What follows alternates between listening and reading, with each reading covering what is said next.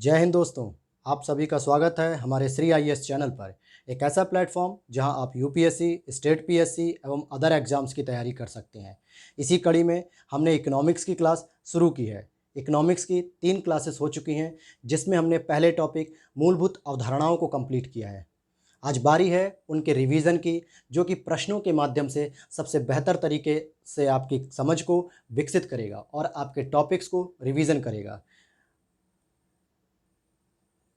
जो मेरे दोस्त नए जुड़े हैं इस चैनल से, वो बेल आइकन में जाके पिछली वीडियो को देख सकते हैं, प्लेलिस्ट में जाके तीनों क्लासेस को देख सकते हैं। तब उनको ये टेस्ट पेपर बहुत ही इजी तरीके से समझ में आएगा। मैंने उसमें तमाम अवधारणाओं को बहुत ही आसान भाषाओं में समझाने का प्रयास किया है। आइए दोस्तों, आज की हम प्रश्नोत्तरी पर चलते हैं और आज पहला प्रश्न हम सॉल्व करते हैं। आइए दोस्तों, आपके सामने आ चुका है पहला प्रश्न। आपको 10 सेकंड का समय दिया जाएगा। अपना अपना उत्तर कमेंट बॉक्स में ज़रूर लिखें। चलिए, पहला क्वेश्चन है, बंद अर्थव्यवस्था वह अर्थव्यवस्था है जिसमें मुद्रा पूर्ति पूर्णतः नियंत्रित होती है। मुद्रा का मतलब यहाँ पे मनी की बात हो रही है। घाटे की वित्त व्यवस्था होती है। ये एक टर्म्स है जो आप आगे के चैप्टर में राजकोषीय घाटे में समझेंगे। केवल निर्यात होता है, न तो निर्यात होता है न ही आयात होता है। न तो निर्यात होता है न ही आयात होता है। 10 सेकंड का समय है आपके पास, जल्दी से अपना आंसर बताइए, फिर हम आगे बढ़ते हैं।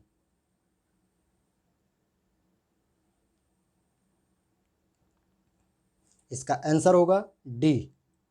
मेरे प्यारे दोस्तों, इसका आंसर होगा डी, क्योंकि मैंने आपको बताया है कि बंद अर्थव्यवस्था एक ऐसी अर्थव्यवस्था होती है जहां पर उत्पादन के चारों संसाधन अर्थात भूमि, पूंजी, श्रम, उद्यमशीलता, जब चारों ही चीज़ें मौजूद होती हैं, चारों ही साधन मौजूद होते हैं, तो वहाँ पर न तो किसी प्रकार का निर्यात होता है और न ही किसी प्रकार का आयात किया जाता है। परंतु ऐसी स्थिति एक काल्पनिक होती है, क्योंकि यहाँ पर कोई भी ऐसा देश नहीं है जहाँ पर चारों ही संसाधन पूर्णतः उपलब्ध हों। तो इसका उत्तर क्या हो जाएगा दोस्तों? इसका उत्तर हो जाएगा आपका न तो निर्यात होता है और न ही आयात होता है, अर्थात डी वाला। आइए हम लोग अगले प्रश्न पर चलते हैं।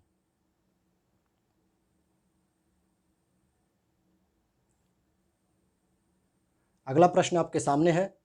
मैंने आपको ये पढ़ाया भी है कि अर्थशास्त्र को विकास का शास्त्र अर्थात साइंस ऑफ ग्रोथ किसने कहा है। आपके पास समय है, बताइए। आप अपना आंसर कमेंट बॉक्स में जरूर करिए।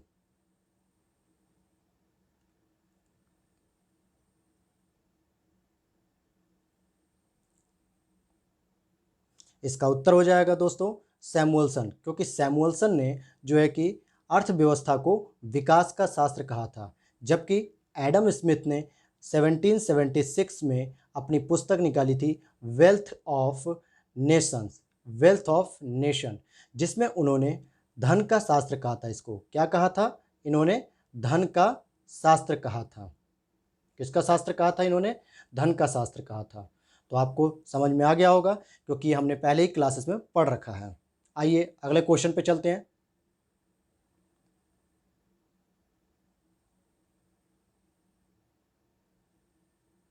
आपके सामने अगला क्वेश्चन है दोस्तों। मैंने आपको पूंजी में पढ़ाया था, जो उत्पादन के संसाधन होते हैं उसमें एक पूंजी महत्वपूर्ण रोल प्ले करती है, जिसमें स्थायी पूंजी और कार्यशील पूंजी पढ़ाई थी। अब इसके आगे आप क्वेश्चन के माध्यम से समझिए। आपको आई होप कि रिवीजन हो गया होगा दिमाग में कि स्थायी पूंजी किसे कहते हैं और कार्यशील पूंजी किसे कहते हैं। हमारा क्वेश्चन क्या पूछ रहा है, आइए हम क्वेश्चन पर विचार करते हैं। हमारा क्वेश्चन है कि स्थायी पूंजी के संदर्भ में कौन सा कथन सही है। ध्यान दीजिएगा इस वर्ड पे, क्योंकि अक्सर यहीं से क्वेश्चन गलत हो जाते हैं। हम लोग यह ध्यान नहीं दे पाते हैं कि ये सही पूछ रहा है या सही नहीं पूछ रहा है। चलिए हम लोग स्टेटमेंट की बात करते हैं। स्थायी पूंजी के बारे में बात हो रही है कि उत्पादन की जब क्रियाएं होती हैं, उत्पादन की जब क्रियाएं होती हैं, तो इसका प्रयोग सामान्यतः कई वर्षों तक होता है। क्या ये स्टेटमेंट सही है या नहीं?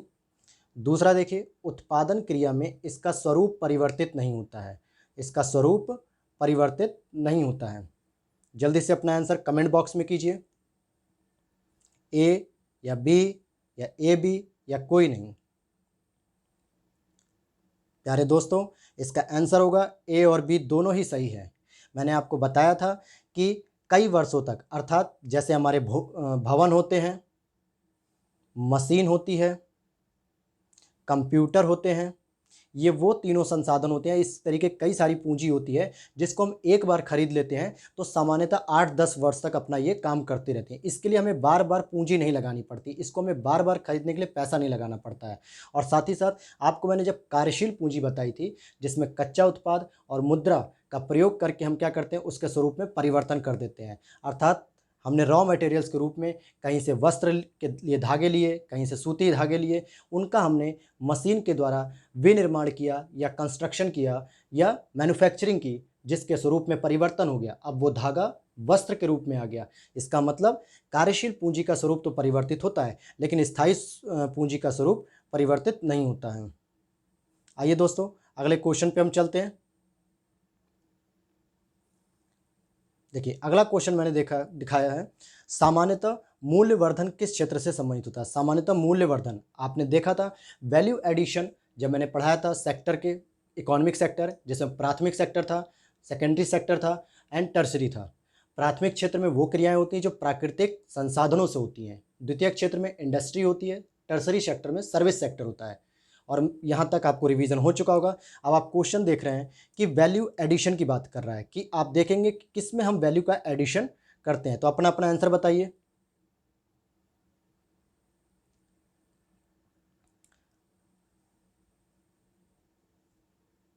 इसका आंसर होगा दोस्तों द्वितीयक क्षेत्र। कैसे होगा समझ लेते हैं।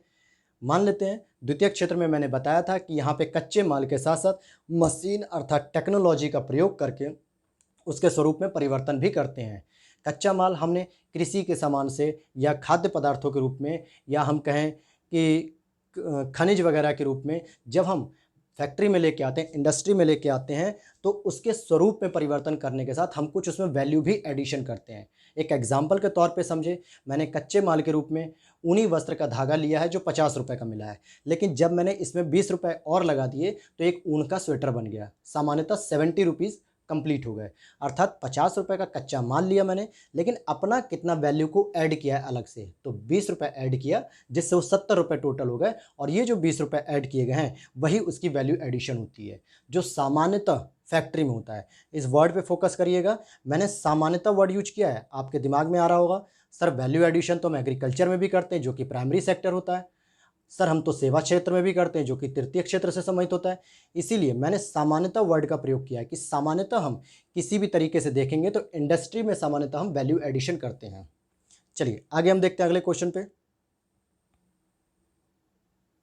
खुली अर्थव्यवस्था वह अर्थव्यवस्था है जिसे बताइए जिसमें क्या होता है। खुली अर्थव्यवस्था आपको बहुत अच्छे से मैंने बताया था। ओपन इकोनॉमी किसे कहते हैं, क्लोज्ड इकोनॉमी किसे कहते हैं। आपने टाइप्स ऑफ इकोनॉमी में पढ़ा था कि ओपन इकोनॉमी किस विचारधारा को मानती है, क्लोज इकोनॉमी किसका संरक्षण करती है। सॉरी मैंने तो जवाब भी दे दिया इसमें। अब आप बताइए अपना अपना आंसर कमेंट बॉक्स में ज़रूर कीजिएगा। आंसर देने से आप अपने कॉन्सेप्ट्स को और भी मजबूत करते हैं। जब तक आप जवाब नहीं देंगे और केवल मेरे जवाब को सुनेंगे तो आपके कॉन्सेप्ट में उतनी पकड़ नहीं आएगी। इसीलिए मैं चाहूँगा कि आप सभी लोग अपना आंसर ज़रूर दें, चाहे गलत हो या सही हो। गलत होगा तो दूसरी बार में सही करेंगे, अगर सही करेंगे तो अच्छी बात है। इसका आंसर होगा दोस्तों आयात और निर्यात दोनों ही होना चाहिए। मैंने बताया था कि मांग और आपूर्ति के आधार पर हम आयात और निर्यात भी करते हैं। अर्थात खुली अर्थव्यवस्था, पूंजीवादी अर्थव्यवस्था, इनमें मांग एवं आपूर्ति के सिद्धांत का पालन किया जाता है। जिस भी चीज़ की आप डिमांड करेंगे उसको हम आयात करेंगे, या जिस चीज़ की आप डिमांड नहीं करेंगे अगर उसका भी प्रोडक्शन हमारे यहाँ होता है तो हम सामान्यतः उसका निर्यात कर देते हैं। अर्थात खुली अर्थव्यवस्था में दोनों ही गतिविधियाँ देखने को हमें मिलती हैं। आइए अगले क्वेश्चन पे चलते हैं हम दोस्तों। उदारवादी नीति को दर्शाती है, बताइए उदारवादी नीति किस नीति के लिए होगी। मैंने आपको बताया भी है, ये बताइए दोस्तों। जी हाँ, उदारवादी नीति आपका उत्तर सही आ रहा है। उदारवादी जो नीति होती है वो सामान्यतः खुली एवं पूंजीवादी अर्थव्यवस्था को दर्शाती है। यहाँ पे ध्यान देना, मैंने एक ऑप्शन अलग से खुली भी दिया था, और आपको पता है कि खुली अर्थव्यवस्था का ही दूसरा नाम पूंजीवादी अर्थव्यवस्था होता है। अर्थात जहाँ पे कंपनी की बात होती है, जहाँ पे प्रतिस्पर्धा को प्रमोट किया जाता है, जहाँ पे मांग और सप्लाई अर्थात आपूर्ति की बात की जाती है। जब कंपनियों के बीच में प्रतिस्पर्धा होती है तो वो अधिक मात्रा में आपूर्ति करती हैं और मांग के अनुसार करती हैं, अर्थात पूंजीवादी अर्थव्यवस्था एवं खुली अर्थव्यवस्था, इन दोनों में ही उदारवादी नीति का पालन किया जाता है। अर्थात यहाँ पे सरकार की भूमिका नगण्य हो जाती है या बहुत ही कम रहती है। हम आगे चलते हैं अगले क्वेश्चन पे। संरक्षणवाद को बढ़ावा किस प्रकार की अर्थव्यवस्था में दिया जाता है, जरा जल्दी से बता दीजिए। मैंने बताया भी है संरक्षणवाद, इस पे मैंने आपको अमेरिका और चाइना के बीच का ट्रेड वॉर जो 2018 और 19 में हुआ था उसके बारे में भी थोड़ा सा बताया था, और मैंने यह भी कहा था कि हम संरक्षणवाद और प्रशुल्क जैसे टॉपिक को आगे बहुत विस्तार से चर्चा करेंगे कि कब संरक्षणवाद का टॉपिक आता है, कब प्रशुल्क लगाया जाता है, इन सब पे हम बहुत विस्तार से चर्चा करेंगे और वहीं पे हम अमेरिका और चाइना के ट्रेड वॉर को भी समझेंगे। फिलहाल इस क्वेश्चन का आंसर मुझे उम्मीद है आप लोगों ने दे दिया होगा। और संरक्षणवाद का जो बढ़ावा दिया जाता है वो सामान्यतः बंद अर्थव्यवस्था में दिया जाता है। बंद अर्थव्यवस्था में, खुली अर्थव्यवस्था में कंपनियों को प्रमोट किया जाता है कि आप आइए हमारे यहाँ बिजनेस करिए और अपने यहाँ पे प्रॉफिट करिए, और हमारे यहाँ भी आधारभूत संरचनाओं के साथ साथ हमारे यहाँ की मांग की आपूर्ति करिए। लेकिन बंद अर्थव्यवस्था में जब हम अपने घरेलू उद्योगों को संरक्षण देते हैं, अर्थात अब न आयात पे फोकस करते हैं, ज़्यादा निर्यात पे भी नहीं, तो हम बंद अर्थव्यवस्था की बात कर रहे होते हैं। चलिए आगे देखते हैं। प्रतिस्पर्धा एवं जन कल्याण किस अर्थव्यवस्था में पाया जाता है। ये मैं विशेषताओं के ऊपर मैंने क्वेश्चन बनाए हैं कुछ, कि कौन सी ऐसी अर्थव्यवस्था होती है जिसमें हम प्रतिस्पर्धा और जन कल्याण दोनों ही देखते हैं। मैंने बहुत डिटेल में इस चीज़ को समझाया है। जल्दी से आंसर करिए कमेंट बॉक्स में। चलिए आ जाइए। मिश्रित अर्थव्यवस्था में ये दोनों ही चीज़ें आपको देखने को मिलेंगी। जन कल्याण समाजवादी अर्थव्यवस्था की विशेषता है, प्रतिस्पर्धा पूंजीवादी अर्थव्यवस्था की विशेषता है, और जहाँ पे ये दोनों ही ऐड हो जाती हैं उसी अर्थव्यवस्था को मिश्रित अर्थव्यवस्था कहते हैं, जिसका एग्जाम्पल बहुत अच्छे से आप समझ सकते हैं इंडिया के लिए। इंडिया में क्या होता है, आप देखेंगे कि कंपनियों के बीच में प्रतिस्पर्धा भी हो रही है, अर्थात पूंजीवादी व्यवस्था भी है, और जनता का कल्याण भी किया जाता है। इसीलिए भारत को कल्याणकारी राज्य भी कहा जाता है। क्या कहा जाता है? कल्याणकारी राज्य कहा जाता है भारत को। इसका मतलब कि यहाँ पे जनता के कल्याण को भी ध्यान दिया जाता है और कंपनियों के लाभ को भी ध्यान में दिया जाता है। इसलिए हम कहेंगे यहाँ पे जनता का कल्याण और प्रतिस्पर्धा दोनों ही चीज़ें प्राप्त होती हैं, जो कि मिश्रित अर्थव्यवस्था में है और बहुत ही अच्छी अर्थव्यवस्था मानी जाती है। भारत में इसी का स्वरूप देखने को मिलता है। आइए दोस्तों, अब हम अगले क्वेश्चन की ओर बढ़ते हैं। देखिए, एक इजी क्वेश्चन आ भी गया आपके सामने कि भारतीय अर्थव्यवस्था कैसी है। भारतीय अर्थव्यवस्था कैसी है, ये आपको बहुत आसान क्वेश्चन है और आई होप कि आपने अब तक जवाब भी दे दिया होगा। भारतीय अर्थव्यवस्था मिश्रित अर्थव्यवस्था है, जिसमें क्या मिलेगा आपको देखने के लिए? जन कल्याण मिलेगा और वहीं साथ ही साथ लाभ, अर्थात क्या मिलेगा? प्रतिस्पर्धा देखने को मिलेगी। प्रतिस्पर्धा देखने को मिलेगी। चलिए आगे बढ़ते हैं हम अगले क्वेश्चन पे। बताइए दोस्तों, मांग एवं आपूर्ति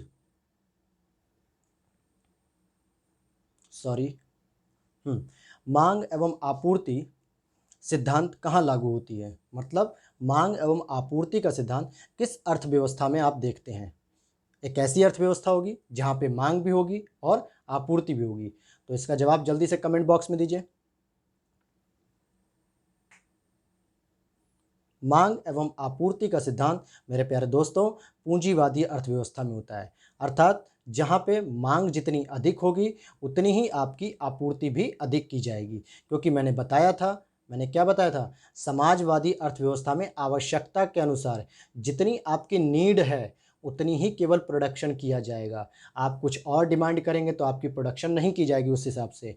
और बंद अर्थव्यवस्था में भी कुछ यही मिला जुला स्वरूप रहता है, अर्थात संरक्षणवाद भी रहता है, साथ ही साथ जितनी आवश्यकता होगी उतना ही हम प्रोडक्शन करेंगे, जैसा समाजवादी अर्थव्यवस्था में दिखता है।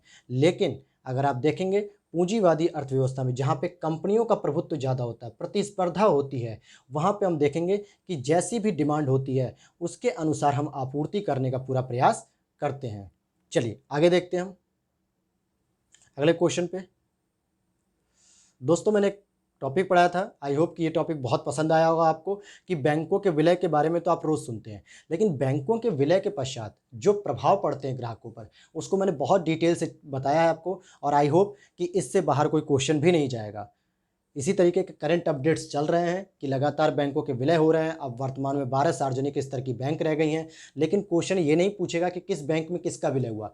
इसकी संभावनाएं बन सकती हैं, खासकर यूपीएससी और स्टेट पीएससी में इसी तरह के क्वेश्चन बनते हैं कि ग्राहकों पर कैसे प्रभाव पड़ेंगे, जो सामान्यतः लोग नहीं जानते हैं। हम आप भी नहीं जानते होंगे, लेकिन अब उम्मीद है कि अब आप जान गए होंगे। तो देखिए मैंने क्या लिखा है कि नया आईएफएससी कोड मिलेगा। क्या बात ये सही है या नहीं? एफडी और आरडी मैंने बता भी दिया कि फिस्कल डेफिसिट फिक्स डिपॉजिट और रेकरिंग डिपॉजिट क्या होता है, मैंने थोड़ा सा जिक्र भी किया, और कल या परसों की क्लास में इसका टॉपिक आ जाएगा तो हम बहुत विस्तार से जानेंगे इसको। पर नया ब्याज मिलेगा या ऋण के ब्याज में बदलाव होगा? जल्दी से अपना आंसर कमेंट बॉक्स में कीजिए, बिल्कुल सही जवाब दीजिएगा। आई होप कि आप इसका आंसर सही देंगे।